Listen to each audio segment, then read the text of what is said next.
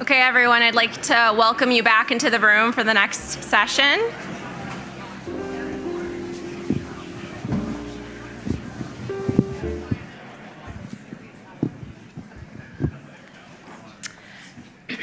So hello again, I'm Meg Moody, the director of Marianne Maverneck Studio X and at the University of Rochester, and I am so delighted to serve as both a moderator and speaker for this session, Students at the Center, Sustainable Staffing Models for Experiential Learning. So today we're going to explore how universities rely on student employees to sustain technology-rich, experiential, and creative learning spaces, even when professional staff capacity is limited. This model not only expands access and services, but also offers students career-ready skills, project experience, and professional networks. So while experiential learning takes place across the University of Rochester libraries, I'm going to focus primarily on two spaces, Studio X, our hub for extended reality, you've heard a lot about that, and iZone, our innovation space. And today we'll hear from an excellent panel. We will, after I present, we'll hear from David Woodbury at NC State University. David is the department head for learning spaces and services there, and he leads an incredible portfolio of technology-rich learning spaces, from maker spaces to digital media labs to gaming and VR exploration rooms. I had the pleasure of attending Designing Libraries last year there, and I briefly met some of the students in their data science consulting program, and even in that short interaction, I was impressed to learn about the breadth of support that they provide and the impact that they're making. David and I have a lot in common and the way we approach working with students, and it's been fun to nerd out with him about that and a pleasure in shaping this session. Finally, we'll be joined by two of our student voices. Cengiz is a Rochester alum and now a design research lead at IDEO. She was also a CARP Library Fellow when she was a student here, and she worked in iZone. And Tamuda Chimhanda is a current undergraduate, and he's a senior in computer science, and he works both in Studio X and in iZone. So let's begin with iZone. So many of you have probably attended iZone's pre-conference sessions on Sunday, which were excellent. But for those of you who don't know about iZone, it is a student-led creativity and problem-solving space that empowers learners to tackle complex real-world challenges. It was launched in 2018, and iZone was very much an early adopter of student-centered staffing, the student-centered staffing model within Rochester libraries. The team began with two full-time professional employees, founding director Julia Maddox, and Grant Deaver, who was a recently graduated former U of R student who started working with the libraries full-time. Deaver approached hiring with great intentionality, investing time in truly knowing the students and shaping roles around their interests and strengths. If we flash forward to today, iZone now operates with 3 student-led teams. We've got the consulting, curriculum design, and marketing team. It's funny, I have an inception photo of Tamuda here. The consulting team helps students launch projects, sometimes even businesses, and partners with community organizations. For example, they've offered human-centered design consulting to small local business owners through Rochester Institute of Technology's Center for Urban Entrepreneurship. The curriculum design team contributes to iZone's 4 credit courses by reviewing materials and providing feedback. They also primarily design and facilitate workshops and class sessions on problem solving and human-centered design. Last year, they created a hands-on systems thinking workshop for our library staff, and it was so successful that our IT librarians asked for them to run it again for them. The marketing team promotes iZone's resources, raises the visibility of the other teams, and shares student innovation stories. They've also led branding efforts like creating word marks for iZone swag. Together, these 3 student-led teams demonstrate how iZone has built a sustainable, student-centered staffing model that both expands services and creates meaningful learning opportunities. So before I turn to Studio X, I want to note how much inspiration we've taken from iZone. I was especially struck by how strong their marketing team is. Their design, photography, and messaging are so cohesive, and I talked about the importance of this yesterday during our session. and it led to how I shaped our marketing team. But what impressed me most was how engaged the students were. I kept asking myself, how do they do it? What is that secret sauce? And I'll come back to that later. At Studio X, we broadly hire 2 students, XR specialists, and members of our marketing team. First, our XR specialists, they essentially run the space, they staff our service point, they check out equipment, they help support classes, and over time, their roles have grown to include developing XR projects like Orem, and increasingly, they're matched with faculty research and community projects. For larger initiatives, we form subgroups, which are each led by a student project manager. Second, our marketing team. At first, we hired generalists. Now we recruit students with specific skills, like design and photography, often through faculty recommendations or direct outreach. I often go to our digital media studies faculty, and I'll say, who is really good at this year? And then we scoop them up. They manage social media, photography, design, and event planning, and they are led by a senior student. Here's a photo from our annual photo shoot, which is a highlight each year for us. And then both iZone and Studio X have greatly benefited from the donor-funded CARP Library Fellows program. CARP Fellows are typically juniors and seniors with strong leadership potential who contribute to service, research, and program leadership, and they gain professional experience and future-ready skills. Many of our student employees aspire to these prestigious fellowships as the next step in their growth.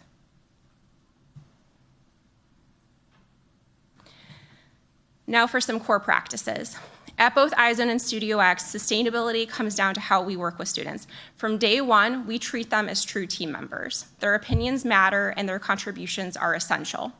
They participate in meetings with faculty, they lead classes, they collaborate with community partners. We also set clear expectations and hold students accountable. These are not homework jobs. They come with defined scopes of work, regular one-on-ones, team meetings. We also build in goal setting and reviews so students can see their progress and growth over time. A big part of this is about reciprocity. We're not just teaching students, we're learning from them. Their ideas and perspectives push us to grow, and in turn, they develop new skills and confidence by working alongside us. It's a two-way street. Everyone involved gets better, and this is a growth mindset that makes these collaborations powerful and sustainable. We also give them real job titles, not just for show, but to reinforce responsibility and strengthen their resumes.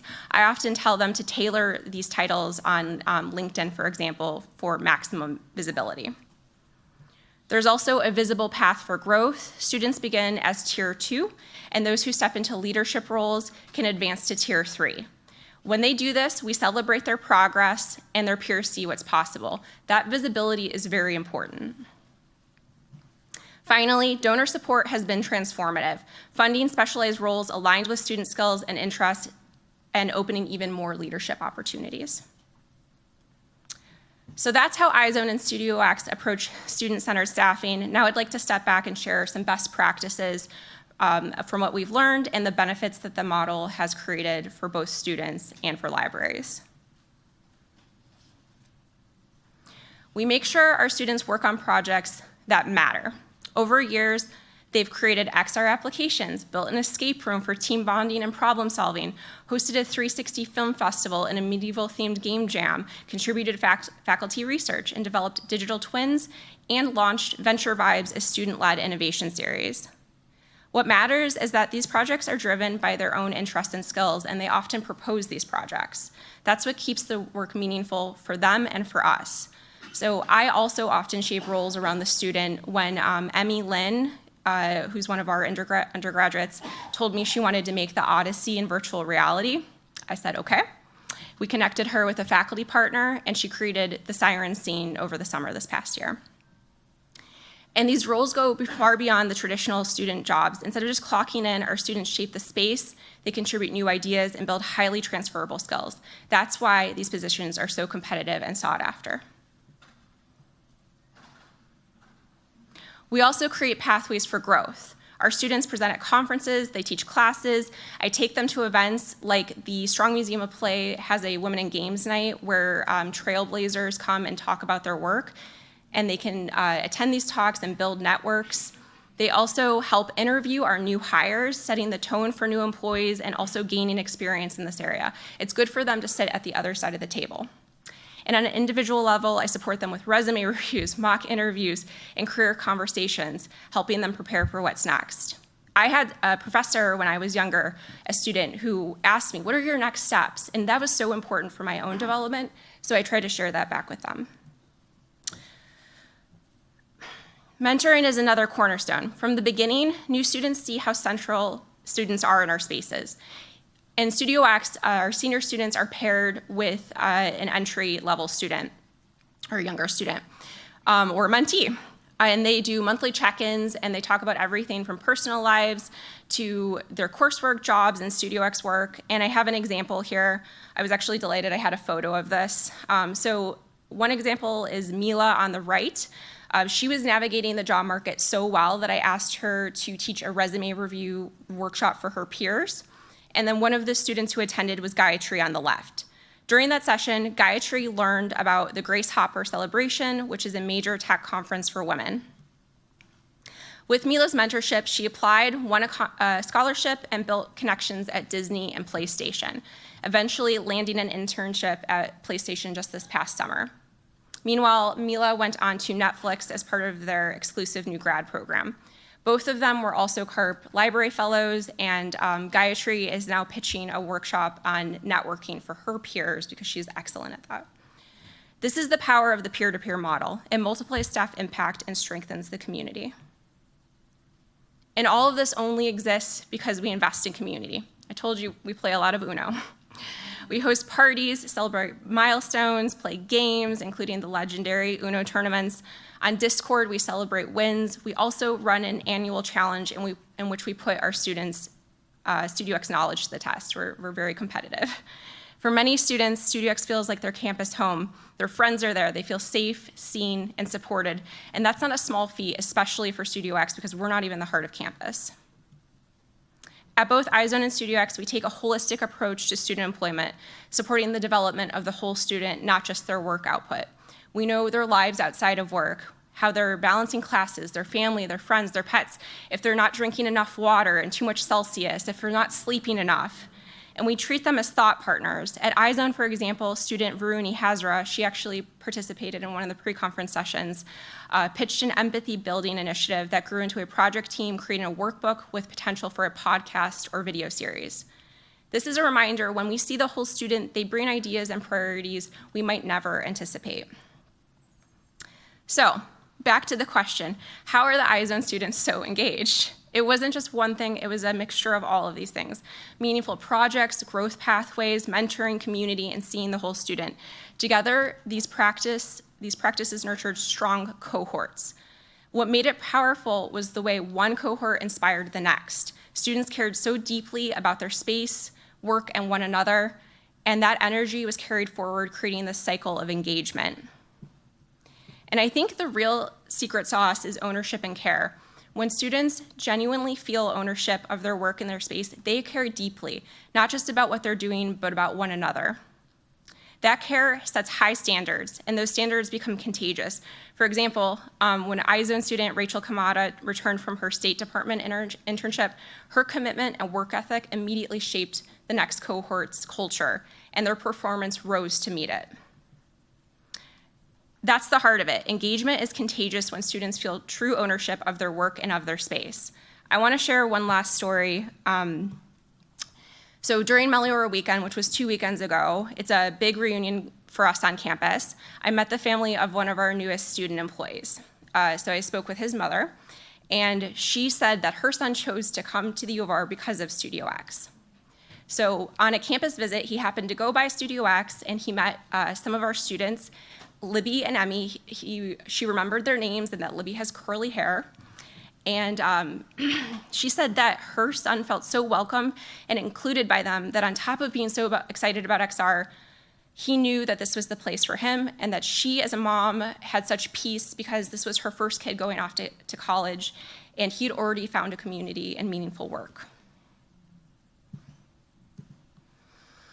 So for me, this was a professional highlight, and it illustrates the same point. When students feel true ownership of a space, they don't just thrive, they create the same sense of belonging and possibility for the next generation. And with that, let's look at some benefits. They give us space for exploratory initiatives, testing new services with lower risk. They add flexibility. They can work on the weekends and the evenings, and it's also cost effective. Many of our students stay with us for multiple years. Both Deniz and Tamuda worked with iZone and Studio X for over 4 years, their full career as students. They expand our expertise, bringing new skills, fresh perspectives, and ideas we wouldn't have on our own. They act as library ambassadors, connecting with peers in some ways staff can't. And then, and most importantly, they build mutual investment. We pour into our students, and likewise, they invest back in the library. Now, some benefits for students. They feel valued, their contributions matter. Again, we've built they have a sense of community in iZone and Studio X. They gain expertise and real-world experience through projects, research, and service. They develop essential soft skills. We hear again and again from employers that they care about things like they know how to collaborate, they know how to give and receive feedback, they know how to adhere to deadlines. They experience leadership growth with visible pathways for advancement. And some of our team members, actually, hold on, that's my next point. They build career readiness through resume reviews, mock interviews, conferences, and conference presentations and networking. And we also sometimes hire back some of our students into full-time positions. And they form lasting alumni connections. We keep in touch through Discord. We celebrate their birthdays. When I have a new student who's interested in UX, I have points of contact. I can contact Deniz and say, will you talk to this student? And they're willing to do that. They also experience success on the job market. Of course, alongside the benefits, there are also real challenges. I'm not going to go into too much detail here because we're going to get at that in the Q&A. But students are not a replacement for professional staff. And these models require significant staff time and emotional labor. There's a lot of also invisible labor that goes on behind the scenes. We also need to help balance their roles with the reality that they're always a student first, while helping them make the shift from a student mindset to a workplace mindset by developing professional skills and norms. And I mentioned this yesterday, our students also graduate and move on to new opportunities, and this sometimes leaves a gap in expertise and impact services. And of course, in union libraries, job titles, amongst other things, can add complexity. These challenges don't diminish the model's value, but they do shape how we implement it. So to close, I'll just say a student-centered staffing model isn't perfect. They take thought, time, and care, but when done well, they create a powerful cycle of impact. Students feel valued, grow as leaders, and carry those experiences forward, while libraries expand their reach and capacity in meaningful ways. That's the vision behind iZone and Studio X. It's why these spaces continue to thrive. Thank you for listening. Before I transition, just a few words of gratitude. Huge thank you to Emily Sherwood and Julia Maddox, who were Studio X and iZone's founding directors. They really created a strong foundation for us. To iZone for being a trailblazer and model for us, and to my iZone colleagues, Yasmin Maddox, Sam Monahan, and Kushal Mathur-Nayagam. They helped me prepare for this presentation, answered my many questions, and they trust me. To my Studio X colleagues, Aleem, Joe, Evie, and Fenway, who mentor our students and really make this model possible in Studio X. Of course, to the amazing students, past and present, who are the heart of our community.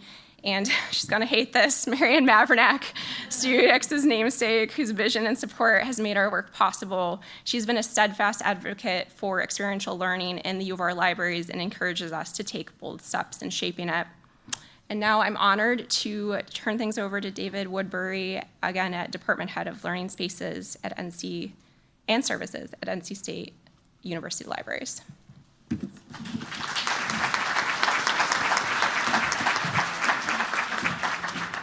And that's a hard act to follow because I just want to +1 all those points. And it really speaks to kind of how we've been thinking about students, staff, as we are thinking about experiential learning on campus. We're realizing one of the things that we can offer students on campus as an experiential learning opportunity is in the work that they're doing in the libraries. And our undergraduates' experience in the libraries, I think, is an opportunity to be, a partner in that experiential learning. I'm going to primarily talk about graduate students at NC State, but I think there's a lot of those bullet points are applicable to both graduate students and undergraduates. Taking those and adding to that with a particular focus on graduate students. If you're playing the Designing Libraries drinking game, a picture of Hunt, everybody drink. It is my origin story as far as working at NC State. I arrived in 2009, which was really, a lot was already happening for a building that was going to open in 2013. There's a lot of work going on. And one of the things that we worked on early in that process was thinking about how we were going to staff this building. It was a new building, a second main library for campus. We weren't going to get any additional staff. We were actually down staff to open that building. And as part of that process, we brought in Bright Spot, take a drink, and we looked at how are we going to staff this? What do we need to do? What do we need to accomplish? We were shooting big with big technology spaces, big plans. We were kind of going space and technology first, and this process was to think about the staffing behind that technology. How were we going to do that? I reread this report recently, and I'm kind of amazed of how much has stayed true of the things that we decided that we're going to do, including integrating our service point, calling our service managers that manage that service point, service managers, the sort of collaboration there. But one of the big things that we found was looking at our staff, we tried to think about the different kinds of tasks. Like these are just basic tasks where you need to check out books, and this is a more intermediate task where it might be technical support, and then there's the more advanced tasks where you have a librarian that's doing a consultation. And we kind of charted these all out, and I don't know if credit is to the group, but I think a lot of credit to Elliot, Felix, is we realize that students span all those kinds of modalities. So students are our experts. They can do all those tasks along the spectrum, and it's something it's come back to mind in conversations quite often when we're talking about staffing. Within our department, we've had a lot of focus in department retreats and times where we're talking about how to bring in staff. And we've developed a working philosophy, and one of those things is be the best student job on campus and advocate for pay raises when we can raise the base rates, do what we can do to make sure that job is not just sitting a seat, butt in a seat kind of job, that we're actually offering a bullet point for people on their resumes. So we want to provide students with meaningful work, and we want them to have agency in the spaces that they're working. So the first person that most of our patrons students see in our spaces, are going to be another student. And that student needs to feel like they're representing that space and feel proud of that space and welcome people into it with the same sort of feeling that we welcome into it. So they really need to feel like they're a part of the team. We're also big on giving credit to student staff. This is an example of a project page. I love these project pages because they can capture a project that we work on, and it includes all the people that worked on it, including students. And what's huge about it is not only giving them credit, but we're also giving them an artifact that they can link to on their LinkedIn, that they can put in their portfolios. Thinking about how students use the experiences that they have working for us, how that can be leveraged for them to get a job, to go to a grad school, et cetera. And again, just like I was saying, we're treating these positions as part of the educational experience. We're realizing that these are students, that we need to offer grace for them to learn something. If they're doing something that's not right, we also need to give grace to them when their main goal on campus is to get a degree and do well in their classes. And so we need to approach those positions thoughtfully. In my portfolio, I have the studios, which is our set of experiential learning spaces. There are, these are spaces across Hill and Hunt libraries. There are 2 main libraries on campus. We have now 5 different staff spaces in there. There's maker spaces that are staff, digital media lab, gaming and VR studio, gaming and esports lab, all staff spaces, which is not something that we can do on our own, the full-time staff. We also offer presentation and spaces, such as the Innovation Studio and the Technology Showcase, which offer opportunities for workshops, as well as ways to present materials and artifacts from student learning. So those are spaces where you can go in. They're basically exhibits of things that students are doing. And within the studios, we actually have in our offices, we have our goals that we've worked on of what we're trying to accomplish in the studios. And I think it's really great to have these set of goals that we can point to. And it's also, when I'm going to talk about the graduate students, you can see how these goals are enabled by these graduate students that we work with. We started with providing access to technology. That was one thing that early on, we are librarians. We want to get things in the hands of people, and that included technology. So getting VR headsets and 3D printers and all that. So we want to make sure that the people have access to technology. But it's not enough to just provide access. You also need to create spaces that are safe and welcoming and offer a place for community, as well as doing all the things that we do really well, which is like giving career help to people by having them be able to come to the library and learn a new skill, have another bullet in their LinkedIn, and as well as offering tons of curricular and extracurricular experiential learning, which is exploding for us. We're offering, I think, over 70 pop-ups and workshops this semester across these different kinds of spaces. And then we're also offering curricular opportunities for faculty, because these are spaces that don't exist in a history department. So when history wants to do a making project, we have the space for them. When they want to come do VR in English, we have space for that. So we're really seeing a growth across the board in the use of all these things. We have several different kinds of graduate students in the studios. We have graduate extension assistants, which are provided by the graduate school, which enables, they pay the tuition and the benefits, and we pay the stipend.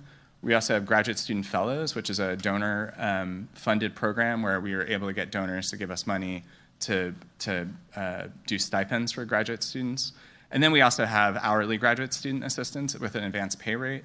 We do like to take those graduate students and represent them on our website, represent them in our staff list, just like we do the GEAs, so that they have, again, like when they're, we want to make this an experience that not only is meaningful, but they can point to it. And we've had graduate students just in that hourly position get positions at another library because of the experience they had. And I think a lot of that had to do with representing it, like you're saying, like giving really good titles for folks to use. So a couple examples of these graduate students. This is Kelsey, who is our graduate extension assistant for the Makerspace. We partner with the Communications, Rhetoric, and Digital Media program, which is a College of Humanities program. And that's been something that we've done from the beginning of the Hill Makerspace. Part of the idea was that we are opening a makerspace on an engineering campus, and we could open that and have it be successful with engineers coming in and say, check, we did it. But our the makerspace librarian who opened it, Adam Rogers, was very thoughtful and pushed for us to have a graduate student come from a discipline that was outside of engineering. And that has been huge because that person can give us an insight to those courses. Graduate students are the best connection to departments in many ways. And so her week was working in the makerspace where we have 3D printers and prototyping kits and laser cutters. And she would bring in courses that from not only courses that she was involved with her teaching, but also courses that faculty and other graduate students were teaching in her program. And then she was developing programming, like those pop-up tabling and workshops that we do, the helping model for our undergraduates. The graduate students are great folks who are a little bit more mature and a really great resource for students.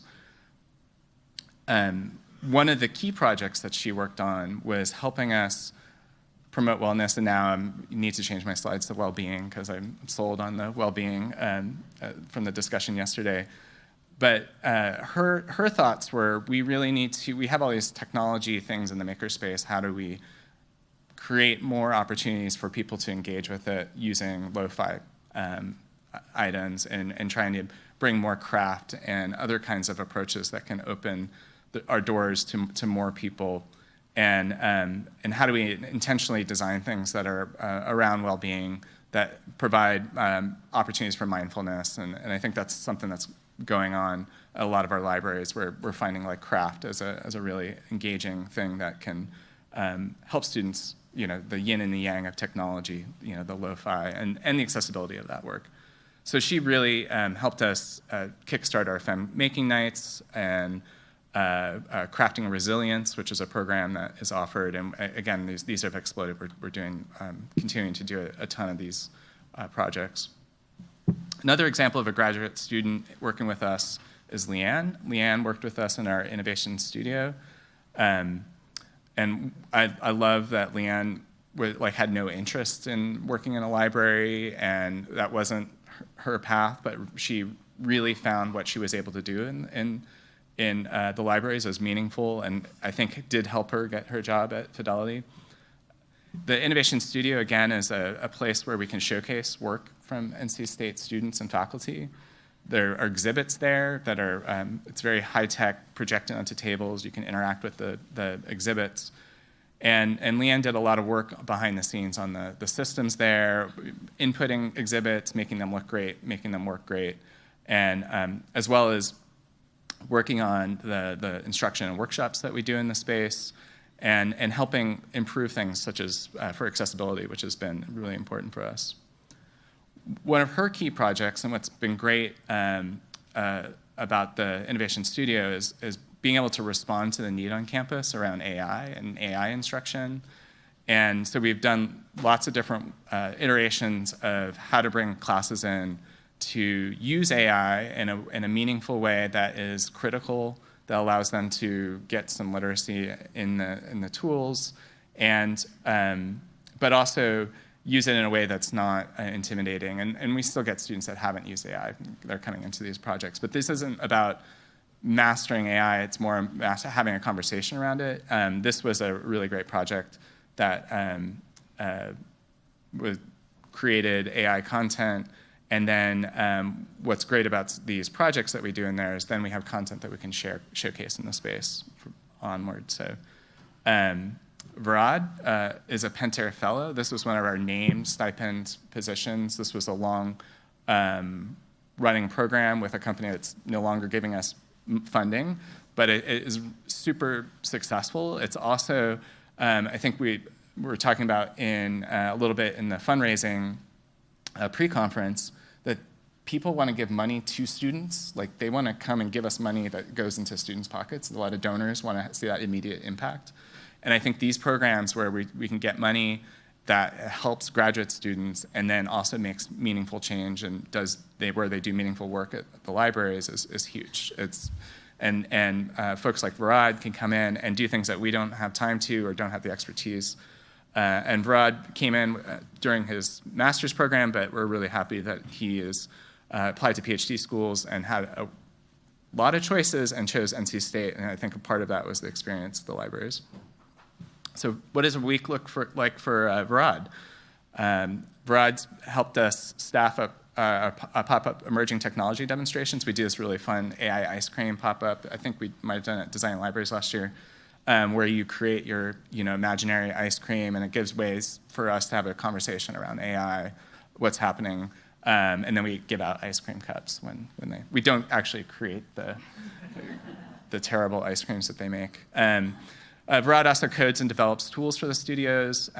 He's helped spin up locally run large language models. So again, experimentation with AI is something that we're figuring out in our department, how we might use that in instruction. He helped us build the Studio's LLM, which is a large language model trained on our website, and our support materials, sort of behind the back of house support materials as well as front of house support materials. And we put that in our Discord, which is our tool, and it sounds like we're also using Discord to communicate with students. And so now students can go query in Discord and get some answers through that, but it's also helping us learn, like, how might we use this tool in other kinds of situations, and this is kind of a safe way to experiment. And shifting to another very heavily graduate student-run service, we have folks in our data science services. It's not my department, so I'm representing another group, but they do amazing work, and they are a group that supports data science and instruction, consultation, and spaces, and as well as consulting, which is one of their biggest offerings. And they have physical spaces where you can consult. And if you can't really see on the screen, but they both have monitors when you walk up to the spaces that list the subject areas that consultants are available to consult on.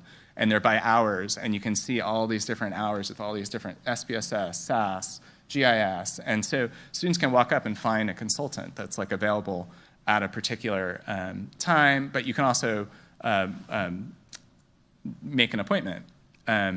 So you might make an appointment to help find data, analyze data, visualize data, use GIS. These requests are high value. These are students that are working on their thesis. They are working on papers that need to get published. They are faculty that are working on very significant things. And I think really the one of the secrets behind that is we're able to offer a whole slew of graduate students in partnership with our Data Science and AI Academy that can offer those expertise and consulting across a huge variety of fields. And I love this, where you can see the diversity of fields that these students are offering. And it's everything, again, from Python, R, ArcGIS, MATLAB, Excel, GitHub, programming, finding data, preparing data, all that kinds of stuff. And that is made possible through recruiting and working with graduate students that can bring in these skills that we can't possibly do on our own, but we're able to spin up and offer on a regular basis. So appreciate your time, and we'll move on to the more exciting part of the presentation.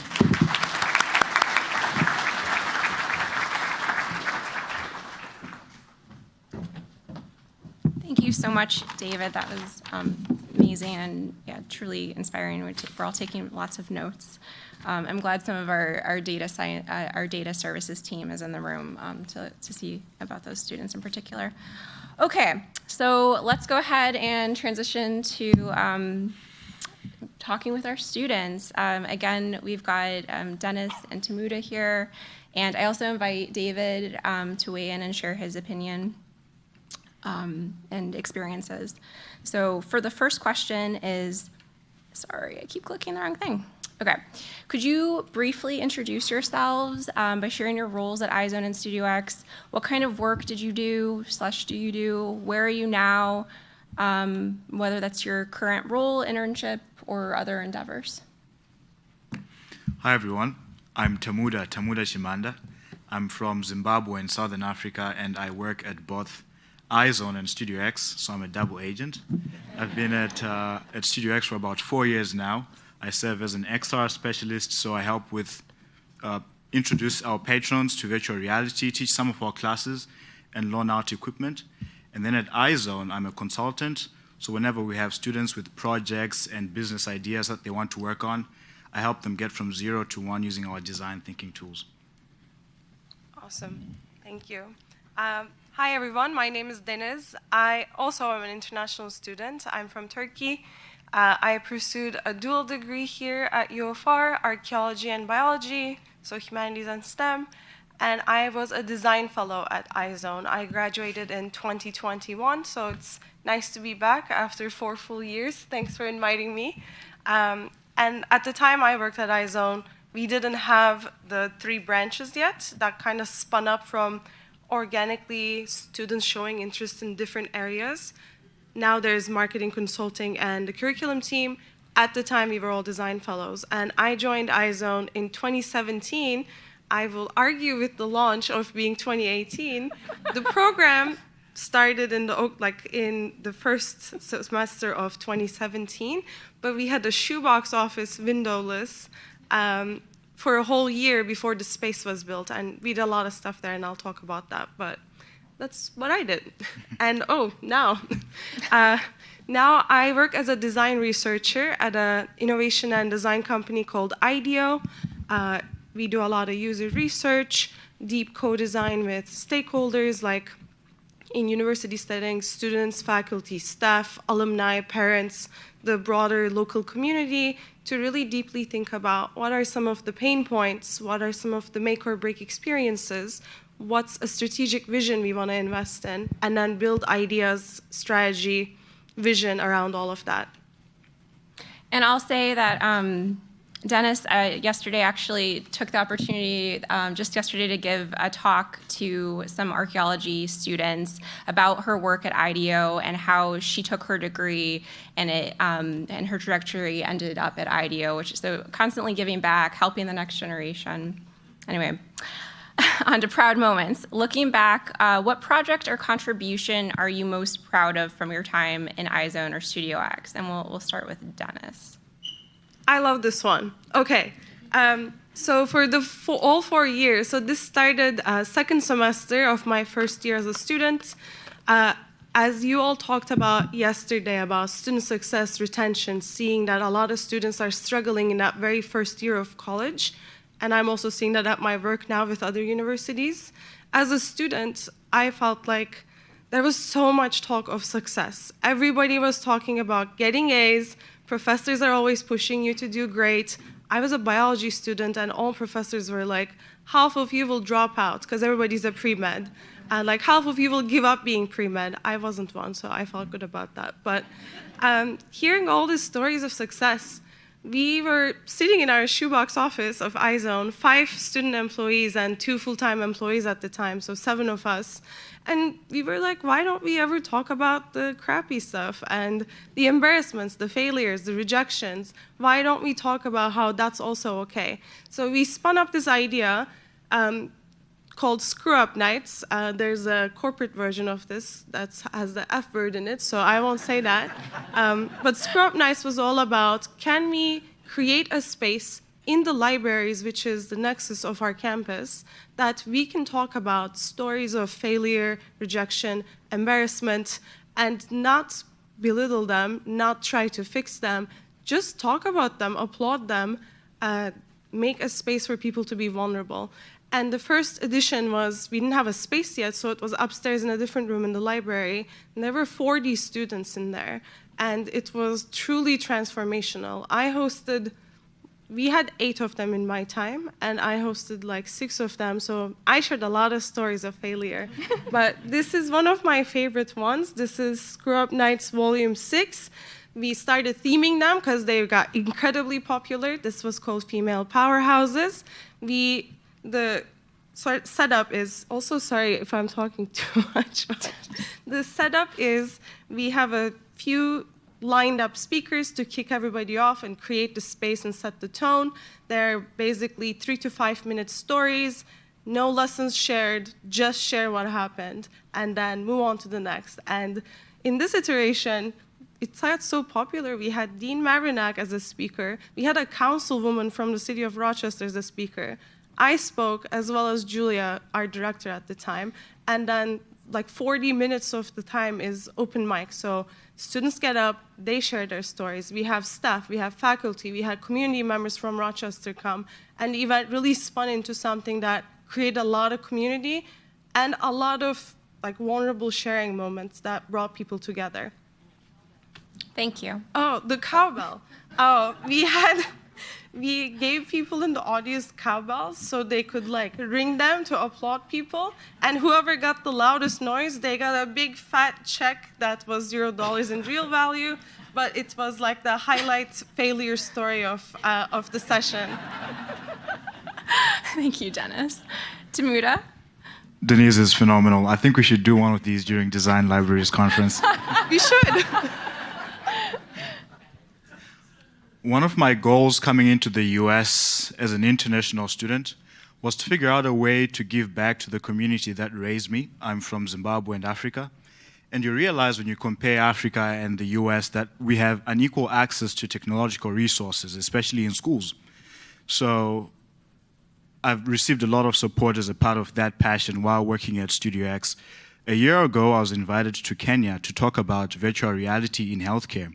For the first time, taking our work to a different stage in Africa, all the research, all the stuff that we've built here at Studio X, take it to Africa back home to talk to medical practitioners and key decision makers about how we can implement some of that stuff here in Africa. It was a big, big honor for me. And super grateful for that opportunity and the trust I received from my employers to even take our headsets back home. And then a couple of months ago, for the first time again, we introduced, I think you can see in the picture there, virtual reality at a school in Rwanda. For the first time, these girls, young girls, get to learn their science curriculum using virtual reality technologies. That's phenomenal. And guess where we got the headsets from?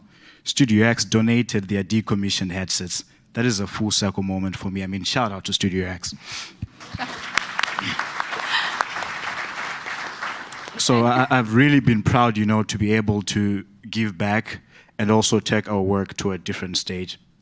Shout out to you, Tamuda. Yeah, I had a few people bat an eye about the equipment going, but it really matters to us that we extend our resources to all types of communities. And again, going back to trust, like I know Tamuda, I know his intentions, I know what he's trying to do, and so we said, of course. Okay, so let's now transition to talk about student success. And I just want to say that Deniz encouraged me, I think before I had something here about jobs and impacts on career or something like that. And Deniz really encouraged me to be more open-minded about this because success has so many different shapes and forms. So just a nod to her on that. But how did your experience at iZone and Studio X shape your academic path, career goals, or other opportunities? Can you point to a specific skill, connection, or moment that made that difference? And again, we'll start with Deniz. Okay. I say this not to brag about iZone, but because it's a fact. iZone changed my life. I went in a completely different trajectory than what I thought I was going to do with my degrees. As you can guess, biology and archaeology doesn't equal to I'm a design researcher, I'm in user research now.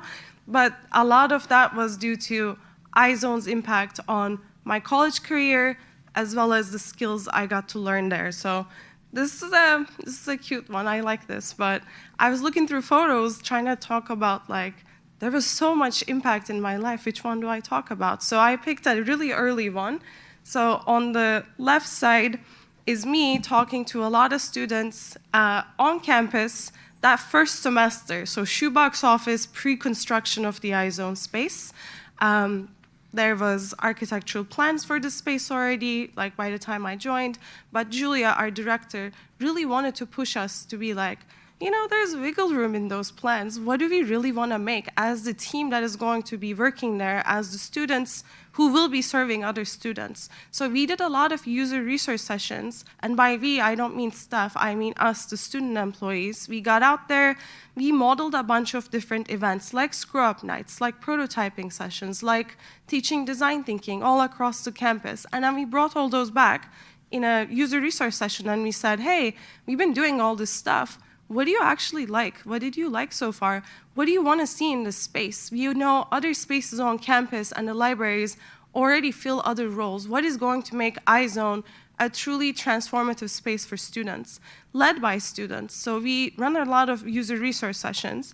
And then I want to point the top one up too, where it says 20 years of iZone.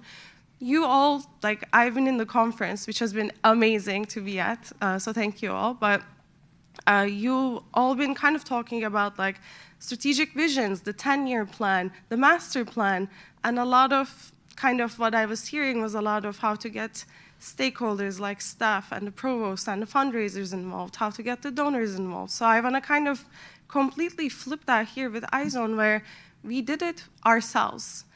Julia, our director, came to us and said, what is the next 20 years of iZone? And together we created that master plan, which kind of included like mapping out 5, 10, 15, 20 years out. We talked about what kind of personality we want to create, like what is iZone's personality? What is the vibe we want students to have, faculty and staff to have when they come in here, as well as like what are some of our values as a team that we want to instill and give to our stakeholders in the community. And we did the visioning together, which still drives how iZone functions today. And then 5 years fast forward, the other photo on the right is me at my current job at IDEO as a researcher. This is a public project, so I can talk about it. It's with NYU. They came to us and they said, we are recognizing all the things you all talked about yesterday around student success, retention, first year being a really make or break experience. And they said, can you help us unpack the first year student experience and then help us improve how we improve the experience, reimagine staff models, reimagine services, support, student initiatives. So this is me doing user research at the NYU Bobst Library, doing an intercept, and we spoke to over 500 students in like a week, as well as faculty and staff. And side note, a year later, NYU had so many ideas come from students through this research, and they were so impressed to see that their students really wanted to take the lead. They started their own design fellowship cohort, so now they also have student employees doing work in this space. That's amazing. Tamuda? I've been really fortunate to be able to work at both these institutions, iZone and Studio X. From iZone, we really focus on the human aspect of things, human-centered design thinking. So how can we put humans at the core of what we do? And how can we understand ourselves better, so even learn how to market myself? So if you think I'm doing a terrible job marketing myself today, you know who to blame. My director's down there. So I got that human aspect from iZone, and then at Studio X, we focused a lot on technology, building inclusive technologies. So put those two together. Those two have really set me up for success. I mean, for starters, I built my own startup here at the University of Rochester. Pen Pal Cards, that's an article there in the school newspaper. It's digital business cards that students use to tap to share their network and contact information when they are out at conferences, at events. So when you tap your card on someone's phone, your portfolio, your visual portfolio appears on the other hand. And we've sold over 2,000 of these over the last year, and iZone was one of our first customers. So that's been awesome. And now I am also transitioning into full-time at Morgan Stanley as a software engineer. So really couldn't have done these without the experiences I've gotten from both iZone and Studio X. So let's talk a little bit about highlights. What did you love most about working in these spaces? Was it the projects, the people, the mentoring, or something else? Deniz? Okay, I have two answers. One is obvious, people, all the people from different events, but it wasn't just about the people of iZone, where they became an extended family. Our director, like Meg talked about Studio X, Julia also created a space where we were pretty much a family, and they mentioned this last time, but like 3/4 of iZone are international employees. So we really fostered an extended family and community here that really made my college experience, as well as a lot of my colleagues. But also, there's the extended family, the impact on the community that we are serving, students, faculty, staff, broader community of Rochester, where, for instance, when we started Scrub Nights, I brought everybody from my dorm, and then they started coming back, and they started bringing their teammates, other clubmates, classmates, and over time, the impact kind of expanded and compounded. And my roommate, who watched me work at iZone for 3 years, was like, you know what, you're having the best time at this campus. And she joined iZone as an employee as well. So there's a lot of stories of people and connecting that really transformed my experience. And the second highlight is creative freedom. We were given complete creative freedom to make what we felt like was things we wanted to experiment with, first of all. Like, I have a different skill set than Tamuda, and it's really nice to see 4 years later, iZone has completely new programs because the students are all different. There's a new era of needs, interests, skills, and they're shaping new programming around that. They don't have the same interests or needs as I did like 8 years ago. So that's been really nice to see. But creative freedom, I'm just going to shout out all the events that you're seeing here. Top left is another Screw Up Nights. President Feldman was actually our speaker, like one of our speakers in that one, as well as other professors, and that's the full iZone team there, including Julia in the front middle. Bottom left is a Halloween event where we wanted to teach students about the good parts of prototyping. Why is that important? Well, it was Halloween, so we did a what would you build to survive a zombie apocalypse? And in the middle of Evans Lamb Square, we built a fortress, armor, and other things to use in an apocalypse from cardboard. And that kind of was fun, but it also taught people you can actually prototype with this stuff for your class, for your ideas, but it was a fun way to do it.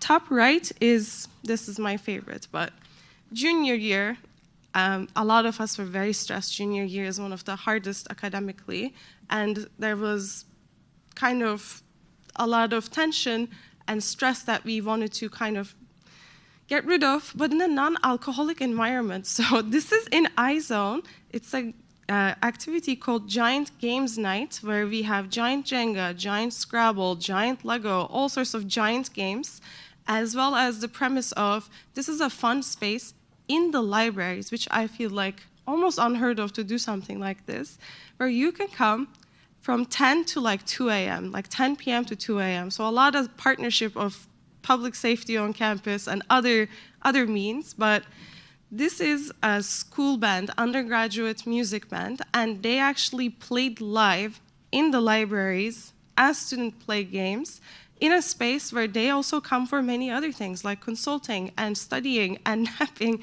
and eating. So it was really attractive for many reasons. One, library as a community space. Two, like completely transformational new way to use the space that gives students an outlet that they're really looking for that sometimes they can't do other places. And three, it creates a connection with the space and the people in the space. So those students come back for legitimate things later, like academic support or ideas, or I want to be in this space because I know iZone is cool. So that one was really fun. And then the last one is us at a conference called Ashoka Changemakers, which is all about empowering students and young changemakers, but 95% of speakers are adults. And we pitched a session, we said, why don't you hear from students? And it was called IDEO wall, and we had all the students that were at the conference come in and write their ideas on the wall of what they wanted to take back to their campuses and make change. And then we invited all the adults in and said, take a look. This is all the ideas that your students have. Support them. So that was really fun. Just a few things. Tamuda. I'm going to talk about two things. Number one, the independence, and number two, the community. At iZone, we have what we call pitch day. At the beginning of each semester, students get to pitch projects and ideas that they want to see being implemented in that semester, even just small suggestions of how to improve things in the space. And then we vote on those ideas, and those that get the most votes get implemented throughout the year, and students get to lead from start to end. So that's great. You can see a picture there of Venture Vibes. It's a community I started 2 years ago under iZone.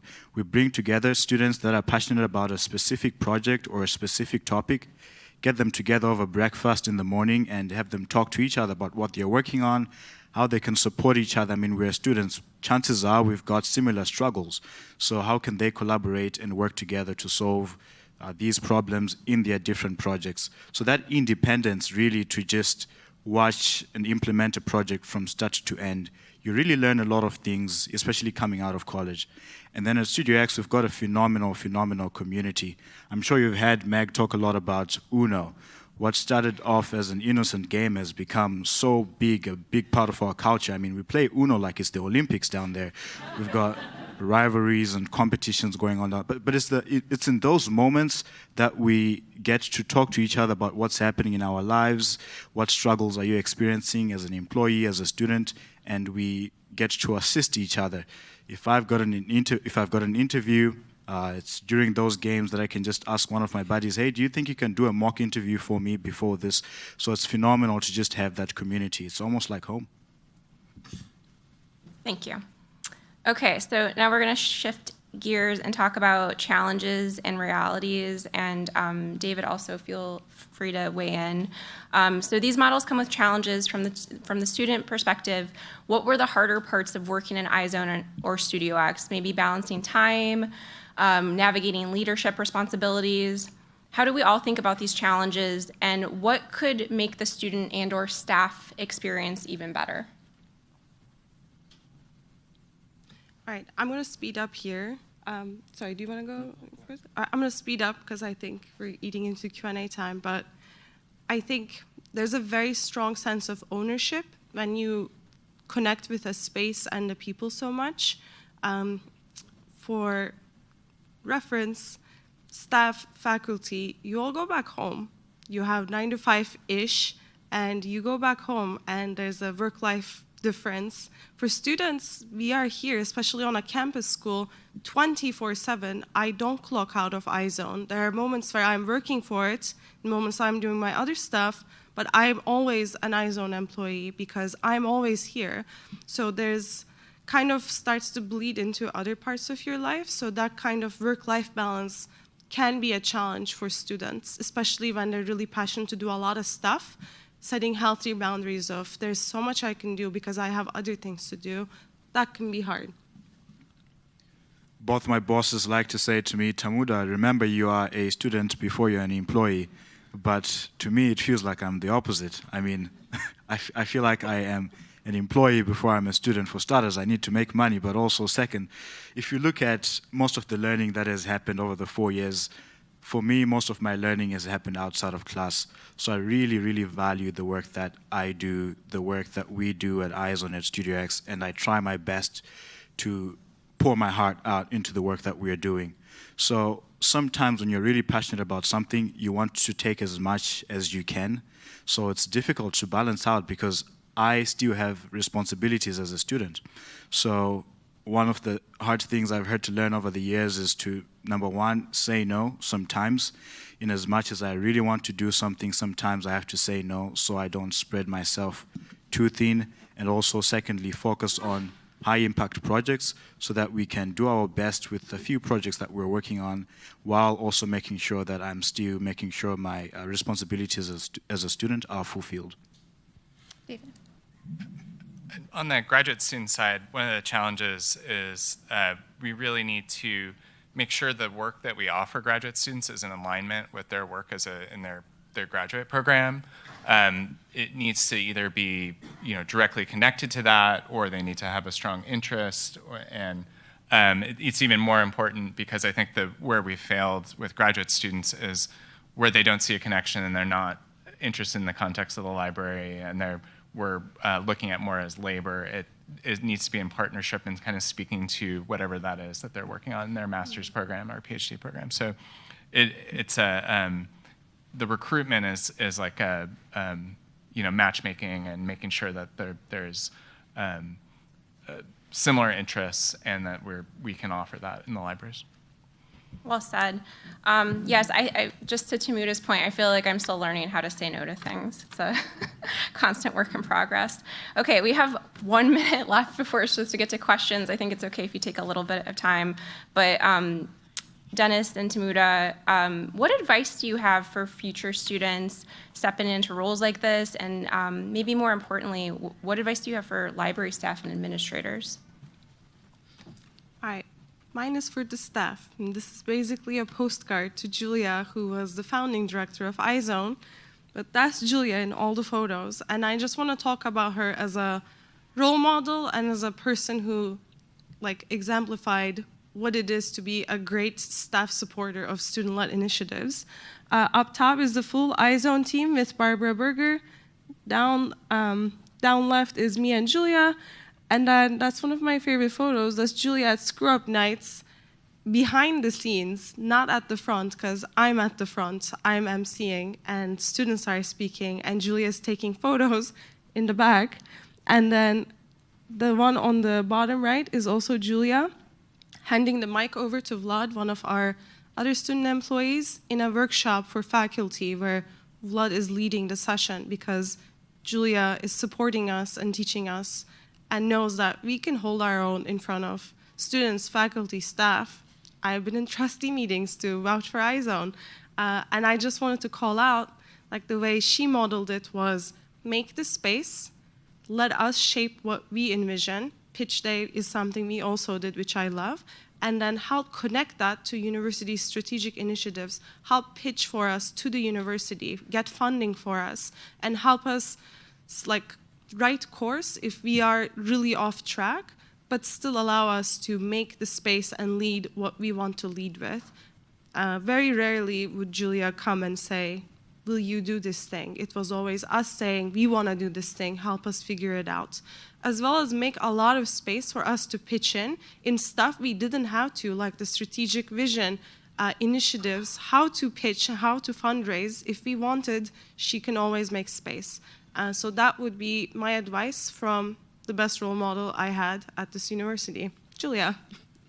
Thanks again to Julia Maddox. Tamuda? Yeah, I'll give 2 pieces of advice to future student employees. Number 1, to take ownership. We've talked about this the whole time.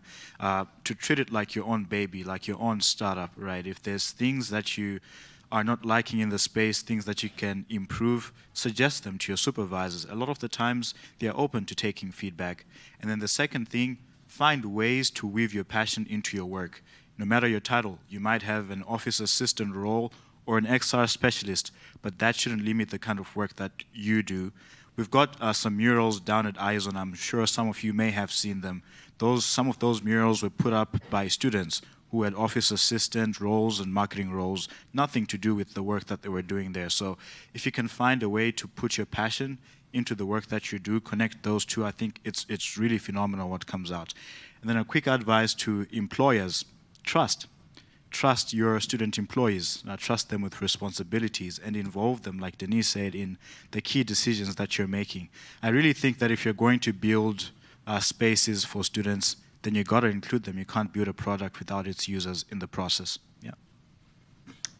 Thank you so much. Let's give a round of applause to our panel.